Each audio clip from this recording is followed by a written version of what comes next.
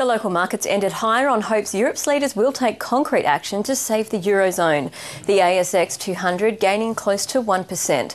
The resource and banking sectors were the strongest performers on the day, while across the region markets are also mostly higher. Wall Street rose on Friday on hopes the Fed will be spurred into action after data showed economic growth in the US slowed.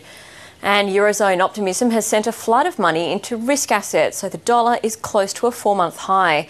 And on commodity markets, oil is edging higher. Those higher oil prices are sweeping petrol prices higher. The Australian Institute of Petroleum data shows the average petrol price rose 1.5 cents last week to 137.7 cents a litre. The Singapore gasoline price has risen 11 cents a litre, and the wholesale price in Australia is matching that gain slowly. An automotive industry advisor says the closure of Ford in Australia is inevitable. Earlier this month, Ford announced it was slashing production at its Victorian plants by almost a third. The receiver PPB Advisory says Ford Australia does not export, and the continuing fall in domestic sales spells a dismal future for local car manufacturing.